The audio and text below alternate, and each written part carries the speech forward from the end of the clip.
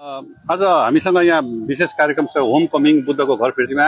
यसको परिकल्पनाकार विक्रम पाडेकाजी हुनुहुन्छ।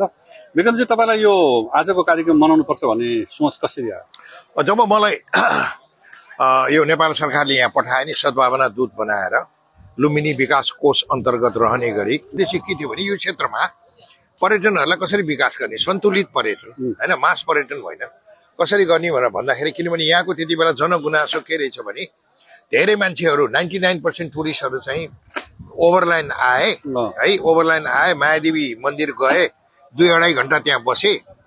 जस्तो हामी चिडियाखाना हेर्न जाँदा, जस्तो भ्रिकुटी मण्डपमा प्रदर्शनी हेर्न जाँदाखेरि अनि त्यसपछि फर्के बसमा राखेको चाहिँ आफ्नो लन्च बक्स खाए, पानी खाए, फर्केर गए भन्ने आम जनगुनासो त्यस्तो रहेछ। त्यसो भएपछि अब नाइट स्टे कसरी बढाउनु त, टुरिस्टहरूको चाहिँ बसाइ लम्ब्याउने कसरी त भनेर अध्ययन गर्नु पनि जरुरी देखेँ मैले। अब त्यो गर्दाखेरि के त नयाँ नयाँ कार्यक्रमहरू ल्याउनु पर्यो। कस्तो कार्यक्रम त भगवान बुद्धको जीवनीसँग जोडिएका र एउटा स्पिरिचुअल भ्याल्यु बोकेको, आध्यात्मिक भ्याल्यु बोकेको, अथवा एउटा चाहिँ के भन्छ पवित्र चाहिँ एउटा के भन्छ दिन भनौँ, अथवा पवित्र दिन नै भनौँ होइन, त्यो के साहित्य भनौँ न, शुभ साहित्य, शुभ दिन, साहित्यको दिन जस्तो चाहिँ गोहरू खोजीमा लागेँ म। त्यो खोज्दा खोज्दा यहाँ मैले के पाएँ भने साके युवराजा धिराजले आफ्नो राजदरबारको सुख शैल त्याग गरेर ज्ञानको खोजीमा कन्थक घोडामा चढेर निस्कनु भएपछि त्यसको 7औं वर्षमा बुद्धत्व प्राप्त गरेपछि त्यसपछि त्यसको 2 वर्षपछि आफ्नो घर फर्किनु भएको भन्ने बुद्धिस्ट समुदायको एउटा बुझाइ पाइयो। त्यो बुझाइ पाएपछि त्यसले कहिले फर्किनु भयो होला त भनेर भन्दाखेरि मैले यहाँ विभिन्न खोजी गर्दाखेरि मैले मैत्री विशेषसँग कुरा गरेँ। प्रोफेसर राजन बस्नेत जो लुम्बिनी विकास कोषमै आबद्ध हुनुहुन्छ उनीहरूसँग सल्लाह गरेँ, डाक्टर हरि राईसँग सल्लाह गरेँ, अरू यहाँका लोकल बुद्धिजीवीहरूसँग सल्लाह गर्दाखेरि कन्क्लुजन के भयो भने यो फागु पूर्णिमाको शुभ मुहुर्तमा नै भगवान बुद्ध आफ्नो घर फर्किनु भएको हो भन्ने सबैको चाहिँ एउटा कन्क्लुसिभ रिपोर्ट मैले पाएपछि यसलाई अब कसरी मनाउने त, संसारमा 100 करोड भन्दा बुद्धिस्ट धर्मावलम्बी अनुयायीहरूलाई कसरी त यो क्षेत्रमा आकर्षित गर्ने, आकर्षित गरेर यो क्षेत्रमा कसरी उनीहरूको भ्रमण बढाउने र कसरी चाहिँ एउटा नाइट स्टे उनीहरूको बसाइ लम्ब्याउने, जसले गर्दाखेरि यहाँ पर्यटनको एउटा अर्थतन्त्रबाट यो क्षेत्रको पनि एउटा सन्तुलित विकास होस्, एउटा मर्यादित पर्यटनको विकास होस्, जसलाई रेस्पोन्सिबल टुरिज्म पनि भन्छ होस् भनेर मैले खोजी गर्दा गर्दा आजको दिनलाई हामीले यसरी मनाउने गरेका छौँ। बुद्धाज ग्रेट होम कमिङ अथवा भगवान बुद्धको आफ्नो घरको महाफिर्ती, घर फिर्ती आगमन दिवसको रूपमा मनाउँछौँ र त्यसको साथसाथै बुद्धाज डे भने बुद्धको दिन, शुभ मुहुर्त दिन। किनभने भगवान बुद्धले आफ्नो राजपाट दरबार सुखशैल किन त्याग्नु भएको त, उहाँ आफ्नो पर्सनल रिजनको लागि होइन, मानव जाति मानव सभ्यताको दुःख र कष्ट निवारण कसरी गर्न सकिन्छ त भन्ने ज्ञानको खोजीमा निस्किनु भएको र उहाँले जब चाहिँ बुद्धत्व प्राप्त गर्नुभयो ल यसरी नै मानव जाति र मानव सभ्यताको दुःख र कष्ट निवारण गर्न सकिन्छ भन्ने कुरामा उहाँ ढुक्क हुनुभयो। त्यो पवित्र दिनलाई नै जोडिने गरेर हामीले बुद्धाज डे भन्ने पर्व मनाउने सुरु गरेका छौँ। यो पवित्र कुदान स्थलमा जहाँ साके युवराज बुद्धत्व प्राप्त गरेर बुद्ध भएर आफ्नो घर फर्किनु भएको थियो। जसरी पश्चिमी देशमा भ्यालेन्टाइन्स डे भनेर मनाउँछन्, भ्यालेन्टाइन्सको आफ्नै स्टोरी छ, त्यो डिफ्रेन्ट स्टोरी। उहाँ बिहा गराउन च्याम्पियन हुनुहुन्थ्यो। क्याथोलिकहरूले चाहिँ विवाहलाई चाहिँ अवैधानिक घोषित गरेपछि उहाँले आफ्नो घरको छेउमा उहाँ चाहिँ सेन्ट भने कस्तो भने बाबा भएर सबलाई चाहिँ बिहा गराउनु भयो भएर उहाँ पपुलर हुनुभयो। तर हाम्रो भगवान बुद्धको चाहिँ कुरा के छ भने उहाँले मनुष्य, सम्पूर्ण मनुष्य जाति, मनुष्य समुदाय, चाहे अमेरिकन होस्, चाहे युरोपियन होस्, अस्ट्रेलियन होस्, रसियन होस्, सबै होस्, एसियन होस्, सबैको दुःख र कष्ट निवारण गर्ने बुद्धत्व ज्ञान प्राप्त गरेर यसरी आफ्नो घर फर्किनु भएको दिनलाई हामीले बुद्धाज डे भनेर मनाएर विश्वका 100 करोड भन्दा बुद्धिस्ट धर्मावलम्बीहरूलाई यो क्षेत्रको भ्रमण गर्ने एउटा हामीले चाहिँ नयाँ आकर्षणको रूपमा सिर्जना गरेर यो क्षेत्रको पनि विकास होस् भन्ने अवधारणा परिकल्पना को सोच बनाएर हामीले यो पर्व मनाउन सुरु गरेका हौँ। हुन्छ, धन्यवाद। Thank you.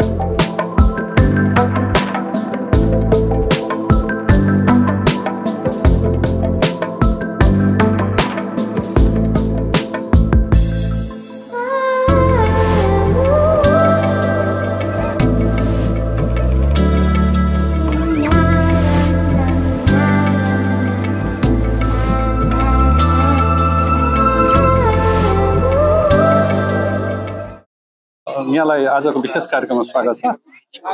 आजको यो कार्यक्रमको जुन छ नि होम कमिङ बुद्धको घर फिर्ती, यसको महत्त्व के होला सानो बताइदिनु। आजको हामी नेपालीको लागि धेरै महत्त्वपूर्ण दिन हो, किन भगवान बुद्ध बन्नको लागि जुन सिद्धार्थ कुमार जानुभएको थियो गयातिर उरुवेलातिर सत्य खोज्दै 6 वर्ष उहाँले जुन विभिन्न गुरुहरूसँग मेहनत गरेर तपस्या गर्नुभयो।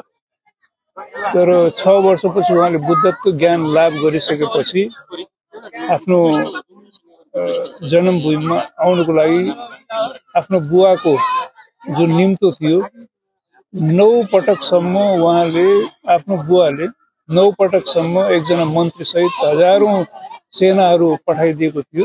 पठाइदिए पनि उहाँहरू सबैजना त्यहाँ गएर प्रवचन सुनेर भिक्षु बने। तर 9 पटकमा कालु दाईले के भन्नुभयो भने यदि मलाई प्रवचित हुने अनुमति दियो भने म उहाँलाई लिएर आउन सक्छु भनेर कालु दाई बच्चादेखि नै सिद्धार्थ कुमारसँग खेल्ने कुद्ने सँगै जन्मेको हैन एकजना थियो कालु दाई। अनि उहाँको राजाको अनुमति अनुसार उहाँ पनि हजारौं सेनाहरूलाई लिएर गए र उहाँ भिक्षु बनेर भगवान बुद्धलाई सँगै लिएर आए र यहाँ ल्याउने बेलामा यो फागुन पूर्णिमाको दिनमा आउनु भएको थियो। र बुद्धिस्टहरूले भन्ने पनि गरिन्छ कि यो जुन फागु पूर्णिमा रङ्गी बिरङ्गी जुन कलरफुल प्रोग्राम गरिन्छ त्यो बुद्ध आएको भएर नै खुसियालीमा मनाएको भन्ने गरिन्छ। अब कतिको सत्य हो थाहा छैन, त्यो पनि भन्ने गरिन्छ। त्यसकारण त्यो अति महत्त्वपूर्ण हो। र यहाँ आइसकेपछि पनि भगवान बुद्ध आएकै दिनमा राजा शुद्धोधनलाई धर्मदेशना गर्नुभएको थियो। त्यस्तो किसिमबाट उहाँले त्यही दिन यशोधरा आफ्नो पत्नीलाई पनि धर्मदेशना गर्नुभएको थियो। तेस्रो दिनमा फेरि आएको तेस्रो दिन नन्द कुमार जो आजको के अरे यहाँ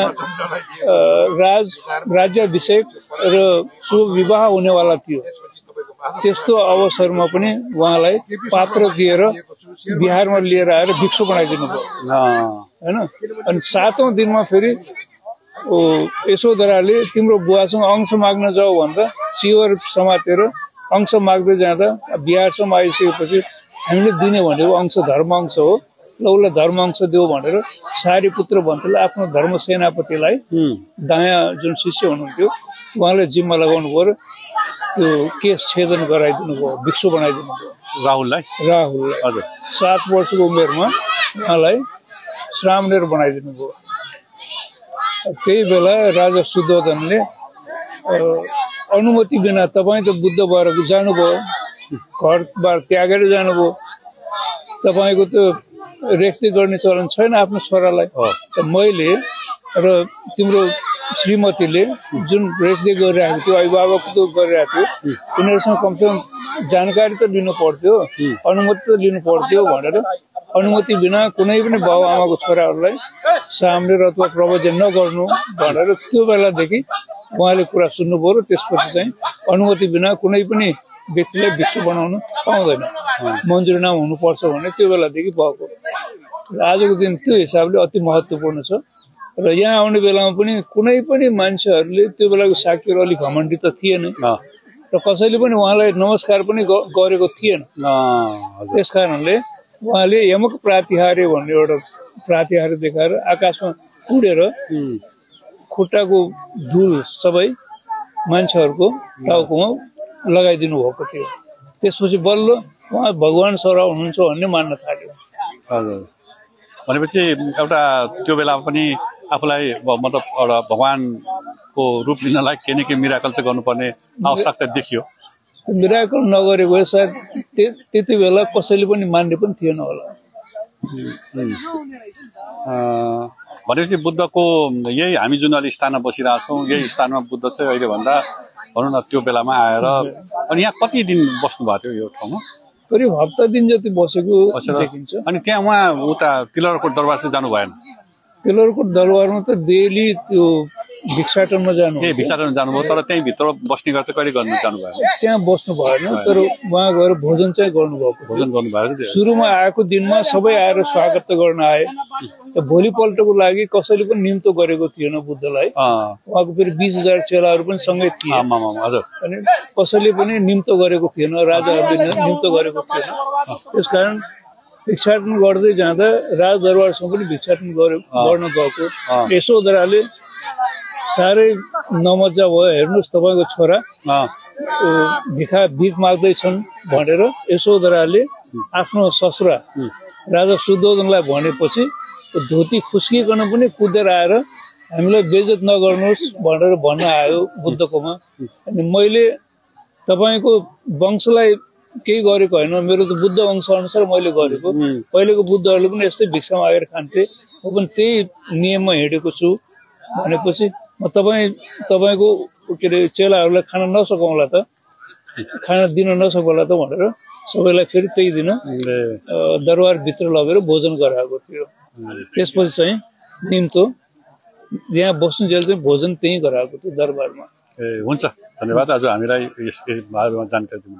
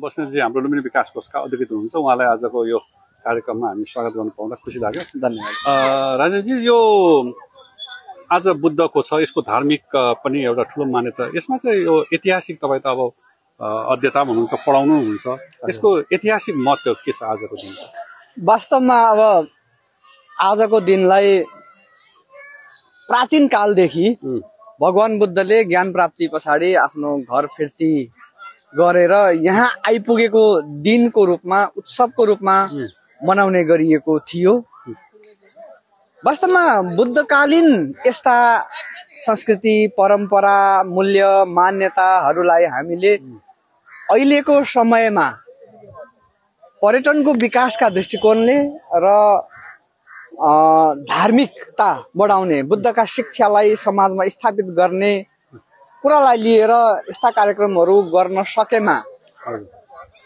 ठुलो सम्भावना थियो तर हामीले भनौँ न नेपाल सरकार अथवा सरकारी निकाय अथवा बुद्धिस्ट विभिन्न गतिविधिमा लागेका सङ्घ संस्थाहरूले यसलाई उचित ध्यान नदिएको हो कि भन्ने छ जस्तो अब हाम्रो यहाँहरूले यो कार्यक्रम विगत 5 वर्षदेखि मनाइरहनु भएको छ यसलाई चाहिँ सरकारी निकायबाट अपनत्व ग्रहण गरेर यसलाई अगाडि बढाउन सकेको थियो भने पर्यटनको गतिविधि अवश्य बढ्थ्यो र पर्यटनको गतिविधि बढ्दाखेरि समग्र देशको अर्थतन्त्रमा यसले सकारात्मक प्रभाव पार्थ्यो तर यसलाई अलिकति सरकारी निकायहरूले ध्यान नदिएको हो कि जस्तो लागिरहेछ वास्तवमा यस्ता कार्यक्रमहरू यहाँहरूले गर्नु नै गौरवको कुरा हो जस्तै भनौँ न जस्तै अब हाम्रो हिन्दूहरूकोमा प्रशस्त यस्ता धार्मिक कार्यक्रम छ जसले चाहिँ पर्यटक पनि ल्याउँछ अब धर्मावलम्बीहरू पनि आउँछन् तीर्थयात्रा गर्नेहरू पनि आउँछन् अब क्रिस्चियनमा पनि 3-4 छन् मुस्लिममा पनि 3-4 छन् तर हाम्रो विशेष गरेर भगवान बुद्धको त बुद्ध जयन्ती बाहेक अरू पर्वहरूलाई चाहिँ त्यति हामी बुद्ध धर्मावलम्बीहरू अथवा नेपालका मान्छेहरूले त्यति ध्यान नदिए जस्तो लाग्छ एकदमै हामीले अहिले नयाँ कार्यक्रम गर्नै पर्दैन नयाँ कार्यक्रमको जन्म दिनै पर्दैन बुद्धकालमा भएका गतिविधिहरूलाई मूल्य मान्यताहरूलाई परम्पराहरूलाई नै अहिले हामीले अब सुरु गर्ने हो भने पनि पर्यटनको गतिविधि राम्रो हुन्छ। तर अब यसमा चासो दिनुपर्ने सम्बन्धित निकायहरू सरकारवालाहरूले नै चासो दिएको देखिँदैन। अब हामीले यसलाई अब सुरु गरौँ। म त भन्छु म पनि यो कुरो कोषमा राख्छु र कोषले पनि यो कुरोलाई अपनत्व ग्रहण गरोस् र अगाडि बढाओस् र यस्ता कार्यक्रम गर्ने यहाँहरूलाई सपोर्ट गरोस्। हुन्छ, धन्यवाद।